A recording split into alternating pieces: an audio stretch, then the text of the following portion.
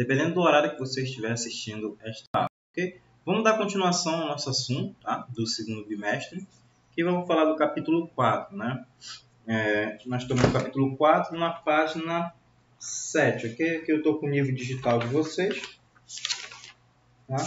Onde a gente vai estudar, ok? Tá? Então, a gente já passou da página 1, 2, 3, 4, 5, né? Estamos na página 7, né? O capítulo de vocês é Quando a Terra Treme, ok? Então, vamos acompanhar, né? Aqui, ó. Tá aparecendo aqui a página 7, tá? Então, pega o livro de vocês e acompanha, tá? A gente falou sobre ondas sísmicas, tá? A gente falou sobre as ondas sísmicas, tá? E também sobre os sismógrafos, né? Que eles fazem com que haja leitura, né? A captação, né? É um aparelho que vai perceber a elevação, tá? Dessas ondas que foram emitidas através do choque, né? Onde teve o epicentro, ó, que é o ponto da superfície terrestre exatamente acima do foco, né? Do terremoto. Onde bateu e eles vão saber aonde ocorreu, tá? Aquele terremoto, aquele choque, tá? Entre as placas tectônicas. E as ondas sísmicas elas vão se propagar, né? Vão se espalhando e vão levando, né, as vibrações com ela, fazendo com que haja, né, os tremores, tá? E a falha geológica onde ocorreu, tá, o choque entre as placas tectônicas, tá? E continuando o nosso assunto agora aqui, né, que a gente falou um pouco sobre vulcanismo, também vou falar de novo sobre eles. Vamos ver as características aqui, ó, das ondas sísmicas, tá? Quando atiramos uma pedra em um lago, percebemos a formação de pequenas ondulações ao redor, né, do ponto em que atinge a água. O tamanho das ondas varia de acordo com a distância em relação ao ponto acertado. O mais próximo deles são maiores e quanto mais distante, né, serão menores. Então você jogou a pedra, ó, quando ela bater, é legal, né, você jogar a competição, né, para ver onde ela vai quicando mais, né, aonde ela consegue chegar. Então você jogou a pedra, ela foi lá, ó, bateu, então ela somente mergulhou. Você vê que ela vai liberando, ó, e você vê que próximo, né, o choque vai ser maior. Quanto mais ela vai se afastando, ó, vai ficando grande, você vai vendo que aquela ondulação torna-se menor, né? E uma sequência de pulsos que transporta energia sem movimentar a matéria é chamado de onda. São exemplos as ondas marítimas, as ondas sonoras, as ondas feitas de uma corda durante a realização de atividade física, tá? Então, as ondas, tá, são o movimento, tá, o transporte dessa energia. Tanto é que se você tiver uma janela aberta e você bater a porta, essa onda, ó, ela vai até chegar lá a outro local. A mesma coisa quando eu estou falando, quando eu estou emitindo. A voz, né, minhas ondas sonoras, vão chegar ao seu ouvido e você vai interpretá-las, tá? E no exemplo anterior, a pedra bate na água e, em consequência desse impacto, formam-se ondulações. Os terremotos, por sua vez, ocorrem devido à movimentação das placas tectônicas por onde que elas se propagam no interior do planeta. As ondulações formadas pela pedra, né, lançada no lago, são sempre circulares. Já as ondas sísmicas podem sempre, né, ou podem apresentar, né, os comportamentos descritos a seguir. Então, uma onda sísmica ela pode ser de dois formatos: as ondas longitudinais, né, em forma de P, e as ondas transversais, né, em forma de S. Qual é importante você saber das ondas longitudinais e das ondas transversais? É que as ondas longitudinais, ó, elas só ocorrem aonde? Ó, em sólidos, líquidos e gases, tá? Então, as ondas longitudinais, ó, que vai, tá? Somente em sólidos, líquidos e gases. Já as ondas transversais, somente em meio sólido, tá? Ela só vai ocorrer em meio sólido. E qual é a característica de uma onda longitudinal? A direção do pulso de vibração é igual à direção da propagação. As ondas longitudinais, né? Então, é igual. O sentido da propagação dele vai ser igual, tá, à direção. Ele vai exatamente igual. Já o pulso, né, de uma onda transversal,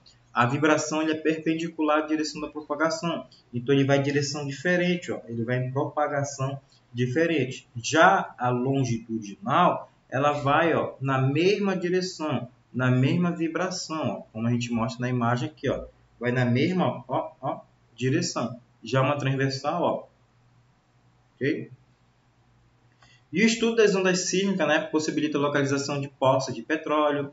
Inicialmente, os geólogos enterram no subsolo aparelhos, né, que permitem a captação das ondas sísmicas, como eu falei para vocês lá, para descobrir se pode ocorrer terremoto. Por exemplo, eles colocam, tá, esses aparelhos como se fossem ultrassons, tá, lá embaixo, e eles vão sentir, eles vão perceber, eles vão saber, vai ter o sismógrafo, né, ele fica fazendo a leitura, está conectado, tá, a ele, a esse aparelho. Então, quando, por exemplo, no Japão, tiver uma pequena vibração lá, aquela vibração abaixo de 3, né, na escala Richter, eles já ficam em alerta. Opa, vamos verificar aqui, vamos ver se vai ocorrer algum terremoto. Dependendo, né, da propagação lá, ele já consegue. A gente pode avisar, ó, amanhã, daqui a algumas horas, pode ocorrer um terremoto. Então, fique em casa, tá? Cuide-se, tá? Tem todo o cuidado, tá? Mas esses aparelhos também, eles são utilizados, tá, para ver a localização de petróleo. Okay? Indo para a próxima página, página 9, ok? E aqui, ó, tremores na América do Sul, ó, uma curiosidade, até falei isso para vocês, ó, regiões afetadas pelo terremoto no Chile, ó, em 2019. Os tremores aconteceram com certa frequência em países sul-americanos, né? Argentina, Chile, Equador e Peru, por exemplo. Sofre os abalos sísmicos devido ao fato de estarem situados em uma área de imensa atividade tectônica, provocada pelo choque, né, da placa dinástica e da placa sul-americana, né, que são duas placas. O Brasil está entre essas duas placas, por isso que a gente não tem terremoto. Agora, né, o Chile, Peru, Argentina, não, tem a placa dinástica, que ela pode entrar em contato com a placa sul-americana, então vai sentir, né, vai ter o tremor. O Brasil pode sentir pequenos tremores, tá? Vai chegar bem leve, mas terremoto, não. A gente sente porque teve o epicentro, né, lá no Chile, na Argentina, no Peru e no Equador, aí a vibração chegou até aqui no Brasil, tá? Um dos tremores registrados, mais recente no território chileno, ocorreu dia 29 de setembro de 2019. O terremoto de magnitude 7.2 atingiu a parte central do país, próximo à cidade de Concepción, né, e outras 6 regiões, incluindo a capital de Santiago. Como o epicentro estava em uma região do Oceano Pacífico, a 31 km de profundidade, houve preocupação quanto à possibilidade de haver um tsunami. Felizmente, essa hipótese foi descartada, né, pelas autoridades, que também confirmaram a inexistência de vítimas referente a esse desastre natural. Então, ó, graças a Deus, como o epicentro dele foi aqui no oceano, foi na água, o que ocorreu aqui? Essa vibração, se fosse lá na parte da crosta continental e não na crosta oceânica, com certeza iria abalar, iria com certeza ocasionar vítimas, tá? Mas como foi no oceano, a 31 km, só sentiram uma pequena vibração, tá? A vibração maior foi lá próximo ao epicentro, tá? Essa aqui você faz depois, tá? Essa atividade, ó, tá? Não é para fazer agora, tá? Só depois. Mas quem quiser adiantando, ó, essa página 9 e a página 10, ó, esse exercício aqui eu só vou pedir para a semana. Mas quem tem o livro e quiser adiantar, pode adiantar, tá? Mas como eu falei, só vou pedir para a semana. Quem não tem, eu vou mandar, tá? Eu fiquei de mandar na aula passada, mas agora eu vou anexar, tá? Nesta aula. Estava muito ruim a internet e não estava conseguindo formatar direito as imagens, tá? Ainda aqui, você sabia, tá? Uma curiosidade, ó, termodinâmica e ondulatória. Entre os vários conhecimentos necessários para o estudo do fascinante exterior do nosso planeta, destaca-se um conceito muito interessante relacionado a duas áreas. A termodinâmica, que em termos gerais analisa os processos de transferência e transformação de energia e a disponibilidade de energia para a realização de trabalho. E a física ondulatória, que examina o comportamento das ondas no caso do interior da Terra. Os conceitos de ondulatoria, né? Os conceitos de ondulatória, né, indicam como ocorre a movimentação das placas tectônicas, né, resultante do fluxo de energia, né, que elas acabam liberando. Então essas placas, ó, vão estar em constante movimento também, caso elas choquem, vão liberar, ó, uma grande carga, né, uma grande energia. Tá? Vocês vão estudar termodinâmica e ondulatória em física, se não me engano é no primeiro ou no segundo ano do ensino médio. Continuando, indo para a página 11 e página 12, ó, tá? Viagem ao centro da Terra, ok? Continuando o nosso assunto, tá? Aqui, né, sempre teve ficções, desenhos, né, filmes, né, de ficção, querendo, né, chegar ao centro da Terra, né? Tem até um filme lá que ele é antigo, né? Mas ele fez sucesso, né, que é Viagem ao Centro da Terra, né? Que é se descobrir o que se tem lá, achar minerais, ouro, que tipo de metais tem lá, né? Sempre tem essa curiosidade, né? E no final do século XIX, aqui, ó, 1864, o escritor francês Jules Verne, um dos primeiros a produzir obras literárias de ficção científica, lançou um famoso Viagem ao Centro da Terra. Considerado um clássico da literatura universal, essa história já foi adaptada para cinema diversas vezes. Embora se trate de uma aventura muito envolvente, que tem estimulado a imaginação de milhões de leitores ao longo do tempo, a história contada por Verne apresenta ações impraticáveis na vida real. Seria impossível viajar ao centro da Terra, pois não sobreviveríamos lá. Por quê? A baixa quantidade de oxigênio, se você for ao mais profundo, já não tem uma quantidade de oxigênio, e também a temperatura. Basta lembrar daqueles mineradores que ficaram, né, soterrados, ficaram lá no Chile. Teve até um filme deles, que eles ficaram mais de quase um mês lá, não foi? Presos. E eles reclamavam muito. As autoridades, né, de saúde pública falaram, ó, não se movimentem muito, tentem gastar um pouco, né, de energia, tentem preservar ao máximo a saúde de vocês. Não façam, não fiquem andando, não fiquem conversando, tá? Não tentem ficar ansiosos, né, é impossível. Por quê? Para não queimar muito oxigênio e eles não ficarem sem força, tá? Mesmo com tantos avanços científicos, especialmente nas últimas décadas, ainda não dispomos de tecnologias que possibilitam o desenvolvimento de equipamento, né, de veículos capazes de suportar altas temperaturas, tá? Chegando até a quase 6.000, né? Condições peculiares de pressão que caracterizariam, né, no interior do nosso planeta. Outros desafio é o extenso, né, raio terrestre, com mais de 6.000 quilômetros. Também perfurar, tá, aquela grande quantidade rochosa, de minerais que tem. Então, não é interessante levar o ser humano, né, ao centro da Terra. Para quê? Né? Se for a utilização de aparelhos, tá? Porque pode haver falhas e pessoas morrerem. Então, mas antes de mandar aparelhos, avançar com tecnologia e fazer esse estudo mais aprimorado, né? Conforme estudamos anteriormente, o centro do planeta é caracterizado, né, pelo constante movimento, ó, do magma e por uma enorme concentração de energia. Esse conhecimento é relativamente novo. Durante muito tempo, a comunidade científica não teve informações a respeito da composição, ó, das camadas mais profundas da Terra. A invenção e o uso de equipamentos especiais favoreceram, né, uma investigação mais abrangente dessa área, né? E o magma, né, que é um material rochoso, fundido ou quase fundido, encontrado-se no interior do nosso planeta, né? Quando tem aquele extravasamento dele, né, do lava, forma-se vulcões, né, e acaba liberando, né, uma grande quantidade para o meio externo. Mais outra curiosidade aqui, ó, o poço mais profundo do planeta. Com o objetivo de obter informações a respeito das camadas internas da Terra, o cientista tem utilizado ferramentas especiais para cavar poços, né, cada vez mais profundo. Entretanto, considerando as tecnologias mais avançadas disponíveis atualmente, é possível afirmar que essas perfurações jamais atingirão o centro do planeta. Tá? Uma das principais iniciativas relacionadas à análise do interior da Terra, né, análise terrestre, foi iniciada, né, em 1970, quando pesquisadores soviéticos realizaram uma escavação na Península de Kola, localizada no norte da então chamada Rússia Europeia. A intenção inicial deles era atingir uma profundidade de 15 km. Aproximadamente 20 anos depois, chegaram a impressionante 12 km. A perfuração foi interrompida em 1992 devido à elevação excessiva da temperatura e à maior densidade das rochas, né, em relação àquilo que havia sido previsto inicialmente. Os estudos foram interrompidos em 2005 e o local foi abandonado em 2008.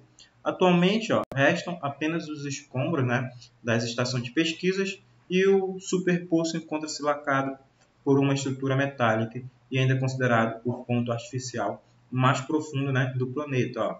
Então, aqui, quase, né, 13 quilômetros de profundidade que foi escavado. Né? Queriam fazer pesquisa, queriam saber o que tinha, tá, no centro da Terra.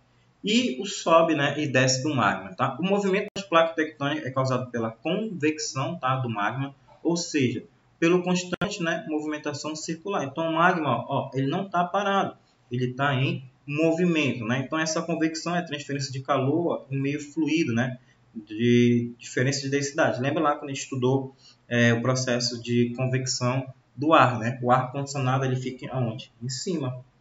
Porque o vento frio, o ar frio, ele é mais denso, ele é mais pesado que o ar quente. Então, da central de ar ele tende a descer, né? O ar frio tende a descer e resfriar embaixo. O ar quente, como ele é mais leve, ele sobe. Acontece a mesma coisa aqui, ó, com o magma, tá? Vai ter essa troca, tá? Porque, ó, aqui em cima o que você vai ter, ó? Você tem um movimento, né, das placas tectônicas, ó, intrusão do magma, que ele empurra, tá? Esse magma, quando ele está, ó, tá? No locais, ele vai subir, ó, fazer com que empurre, tá? Fazendo com que tenha o movimento das placas tectônicas, tá? E o que acontece aqui, ó? Esse magma ele vai ficar fluindo, ó, vai ficar trocando. Em setas vermelhas, né, você vai ter aqui a capacidade mais quente, tá? Mais densa. Então ele vai subir, ele sobe, se resfria novamente e desce, tá? Então ele vai ficar, tá? Em zona, ó, de troca, ok? Então ele vai ficar trocando. Então aqui você tem uma movimentação das placas tectônicas devido à convecção do magma, corrente de convecção, tá? Tá girando, ó, o magma mais frio, trocando com mais quente, né? Mais denso, com menos denso. Formação, né, da zona de subducção, né, aonde vai entrando, tá? Onde ela perfura mais no manto as placas tectônicas. E você tem um núcleo, né, interno, que é totalmente rochoso, e você tem um núcleo externo, que ele é mais líquido, tá? Então você tem um núcleo externo, que é líquido, e o núcleo interno, que é rochoso. Então, o magma ele não está parado, as placas tectônicas também não estão paradas. Então, como o magma ele fica em movimento, tá, de convecções, fica trocando mais denso pelo menos denso, as placas tectônicas ficam, ó, surfando, né, em cima desse magma. Elas são transportadas, tá? Então elas ficam pelo movimento constante do nosso planeta, ok? Ó? E a movimentação do magma ocorre por conta da variação da densidade em diferentes partes do material viscoso, né? A porção mais aquecida se expande, tornando-se menos densa, e sobe lentamente, a outra mais fria fica mais densa e desce, né? A troca, né, do mais quente pelo mais frio, ocupando o lugar da parte que passou a apresentar menor densidade. O deslocamento desse material pode ocasionar 3 tipos de colisão entre as placas tectônicas, tá? Na aula passada a gente viu os tipos de placa, agora a gente vai ver como é que ocorre, né, as colisões. Você tem a placa oceânica, tá, versus placa oceânica, tá? Quando uma placa oceânica bate em outra placa oceânica, aqui, ó, nós vamos, quando está no oceano, tá? Quando eu estou falando de placa oceânica, quer dizer que você está encontrando aqui, ó, somente placas, principalmente as convergentes, tá? Que estão no oceano, não na placa continental, na parte rochosa. Então a gente viu que a gente tem a crosta continental e a crosta oceânica. Aqui, ó, a placa oceânica é aquela que está na crosta oceânica. Então vamos lá. Quando essas placas oceânicas, né, estão com movimentos convergentes, elas se batem uma na outra, o que vai ocasionar aqui? Ó? Uma placa mais densa mergulha sobre a outra, formando uma fossa oceânica, né, em um arco de ilhas vulcânicas. Exemplo, arquipélago japonês, né, as ilhas lá do Japão. Então, o que acontece aqui? Ó, vem uma na direção da outra, uma bate, acaba descendo, fazendo com que fique uma fenda, um buraco, a outra sobe um pouco, fazendo com que haja o aparecimento de vulcões. Já uma placa continental versus uma placa continental. Então, são placas tectônicas convergentes que vão se chocar, se bater num ambiente rochoso, tá? Na terra mesmo. Ambas a placa com densidade semelhante empurram-se, né? Originando uma extensa cadeia montanhosa. Então, elas vão se empurrar, fazendo com que até uma acabe subindo, ó, fazendo com que comece a surgir, ó, montanhas, né? Um exemplo, Cordilheira do Himalaia, no norte da Índia. Agora, quando você tem uma placa oceânica e uma placa continental convergente, tá? E elas se batem, o que vai fazer? Ó? Surgir a Cordilheira dos Andes, aqui na América do Sul. Ó.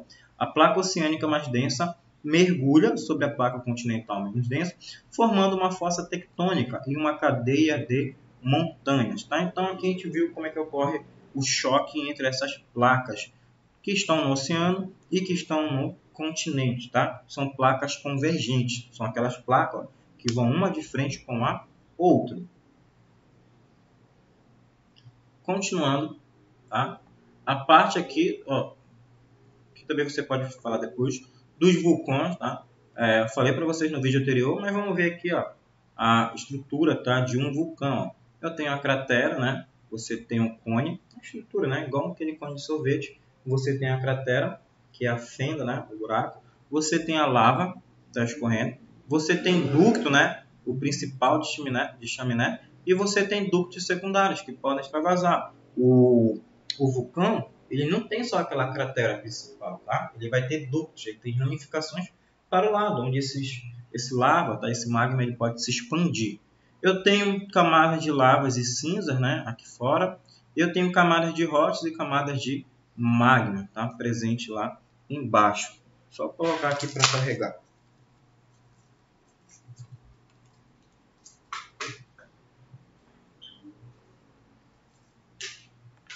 Tá? Então essa é a estrutura de um vulcão que a gente viu, tá, na aula anterior.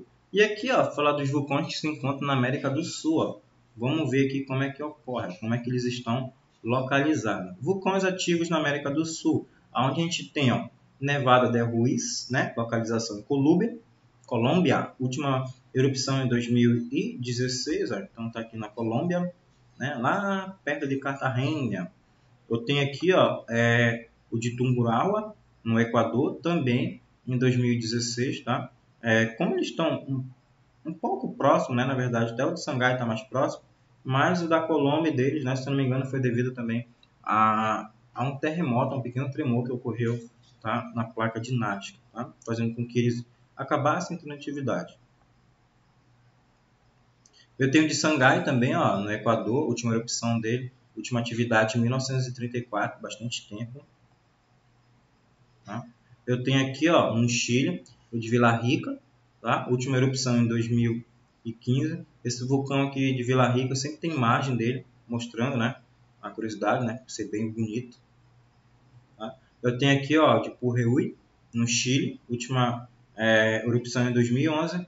Eu tenho de Calbuco, também no Chile. Então a gente viu aqui, ó, que o Chile, né, acabam 3 vulcões. É por isso que o Chile geralmente tem alguns acidentes, tá, com vulcão e principalmente, ó, placas tectônicas. O do Brasil, tá, a gente não tem atividade vulcânica, ok?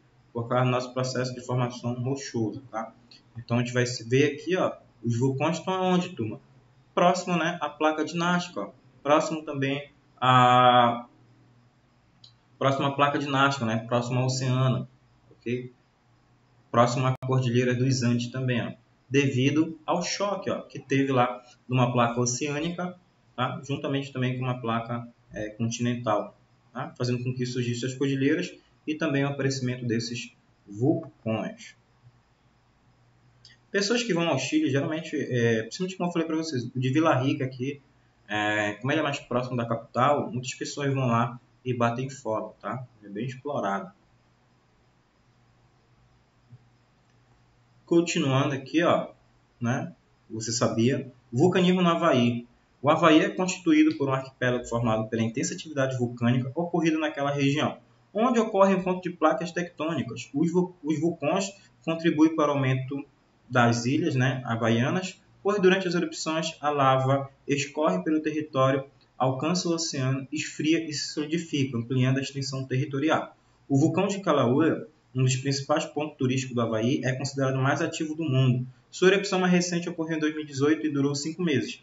E esse vulcão aqui de Kilauea, quando ele entrou em atividade, algumas pessoas, né, já tinham lá Instagram, né, redes sociais, filmaram, né, mostraram um vídeo dele quebrando o magma, aparecendo no meio do asfalto, assim, a rua quebrava e saía, tá, próximo ao vulcão. Então ele tinha atividade, ele tinha fendas que saíam desse vulcão e iam também próximo, tá, às vilas que lá se encontravam. Então as pessoas filmavam, expelindo assim, um magma lá, a lava, no meio da rua. A rua estava quebrada, né, e ficava espalhando. Tá? Foi em 2008.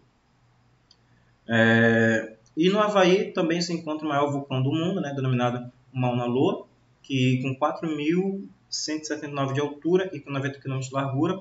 Sua erupção mais recente aconteceu em 1984. Desde então, devido à sua grande periculosidade, o Mauna Loa tem sido rigorosamente monitorado, né? Ele e o da Islândia. Tá? Então, esses vulcões, que são bastante perigosos, eles sempre ficam sendo estudados, tá? Porque eles podem trazer prejuízos, né? Mortes, e podem lançar uma grande quantidade de resíduos tóxicos no ar, né? Sua fumaça fazendo que, principalmente lá, né, vai atingir o Canadá, Estados Unidos, pode atingir também o Japão, né, pode se espalhar e trazer prejuízos, tá? Financeiros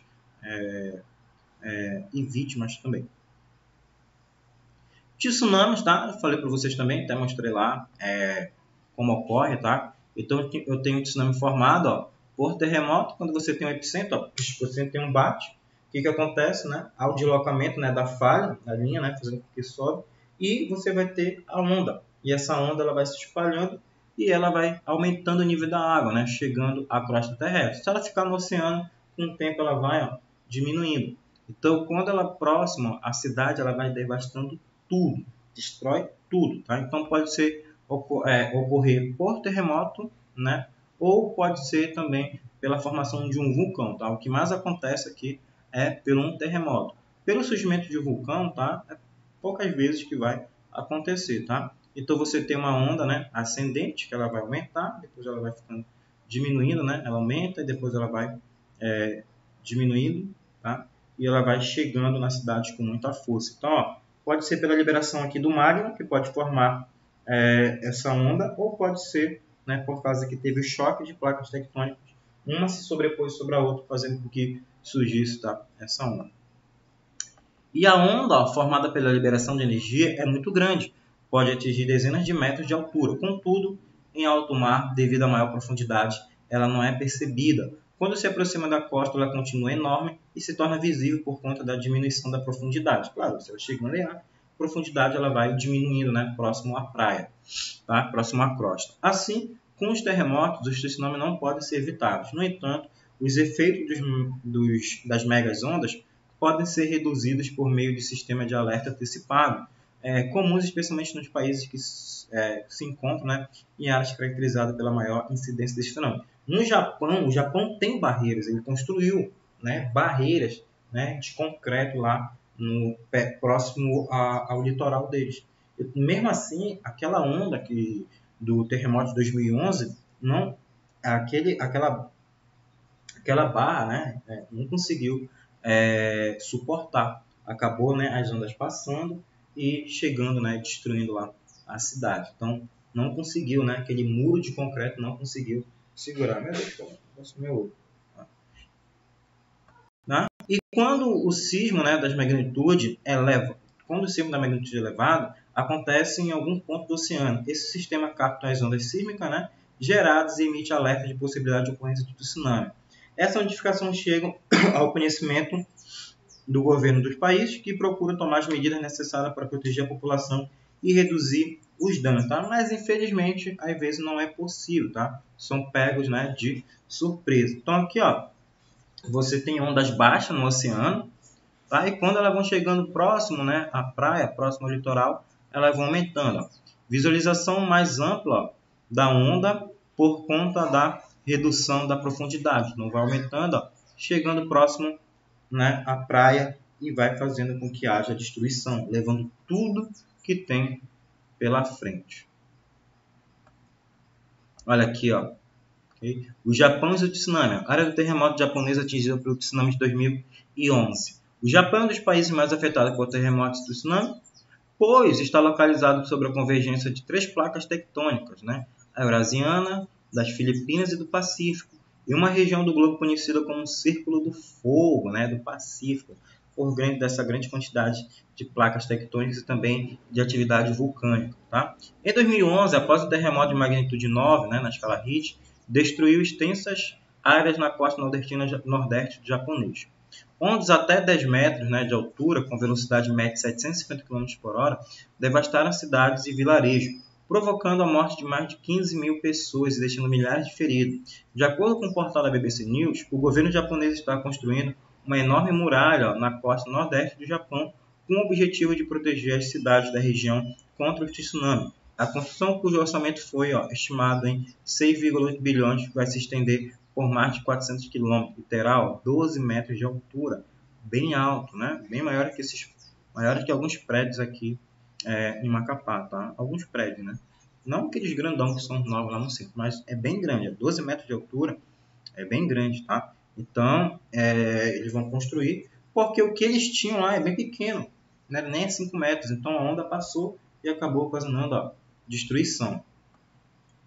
E uma curiosidade aqui, ó, além dos alertas, existe outras formas de identificar a aproximação do tsunami? Sim, né? O recuo repentino da maré, então, porque, ó, quando está se aproximando, ele puxa, parece que ele suga. A pessoa olha, o oceano vê, né? O mar vê, ó, é puxado, depois ele levanta, ó, vem com tudo. O repercuo, né, da maré, a formação de bolhas e a intensa agitação das ondas, assim como a mudança comportamental e brusca, né, dos animais. Então, sempre os animais avisam, né? Sempre em filme, né, quando tem terremoto, quando aparece lá o Godzilla, né, esses filmes aí que tem, né, o Godzilla, tem aqueles outros kaiju lá, né, Círculo de Fogo, né, sempre aparece os passos, né, voando, né, identificando. Naquele filme lá, O Impossível, quando estão na praia lá, eles percebem o movimento dos animais, né, ele fica olhando e já era tarde demais, só vem a onda, ó, e leva tudo, tá? Então, pelo recuo da maré, por bolhas, tá? Mas por bolhas é bem difícil, mas principalmente pelo recuo da maré e principalmente, né, quando os pássaros ficam bastante agitados, tá? Essas atividades que eu não vou cobrar agora, só mais para frente, ó. No Brasil, não, né? Em 2018, o terremoto de magnitude 6,8 na escala Richter, que atingiu o sul da Bolívia, também foi sentido em São Paulo e Brasília. Nessas cidades, diversos prédios foram rapidamente esvaziados como medida de segurança. Entretanto, esse tipo de experiência raramente é vivenciado no território brasileiro. O Brasil está localizado, né, no centro da placa sul-americana, cuja espessura varia, né, de 30 a 90 quilômetros. Como ela é extensa e rígida, nosso país é muito pouco afetado pelos eventos sísmicos, né, que ocorrem nas bordas. Por esse motivo, não há registro de grandes terremotos nem de tsunamis no território nacional, diferentemente do que ocorre no Chile, que está situado nas proximidades de uma zona de colisão entre placas. Outra consequência da baixa atividade tectônica no Brasil é a inexistência, né, de vulcões, que são mais frequentes, né, nas regiões correspondentes aos limites, né, da borda das placas. Lá Equador, que a gente viu Equador, Colômbia, né, e Chile, que vão ter uma grande atividade vulcânica e uma grande atividade, né, de terremoto. Tá? No Brasil, não, porque o Brasil está situado entre a placa sul-americana e entre a placa de Nazca. Ok? Ó. E aqui, né, os vulcões ativos em todo o mundo. E aqui que a gente tem um círculo, né, ó, o círculo de fogo, né, tá?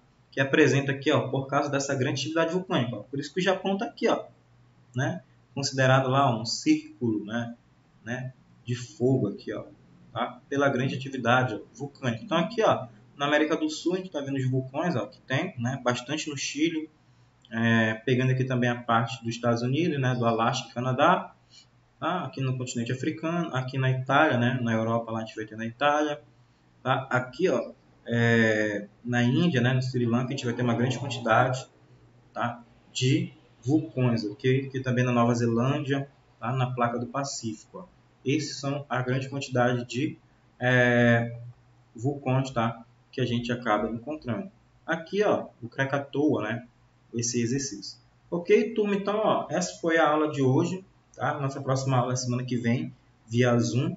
Espero a presença de todos. Qualquer dúvida, mandem mensagem, tá? Então, olha, hoje a gente foi até na página 19, tá? Só que a gente pulou algumas porque são exercícios. Esses exercícios a gente vai fazer em aula mais para frente. E eu também vou mandar um vídeo, tá, de correção, ou no WhatsApp também eu faço a correção, que quem manda no WhatsApp, no Eclass também, né, dou ok lá, verifico.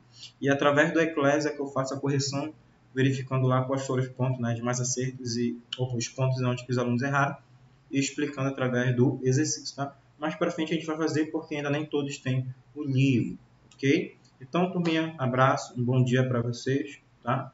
Um bom fim de semana e até a nossa próxima aula. Fui! Tchau!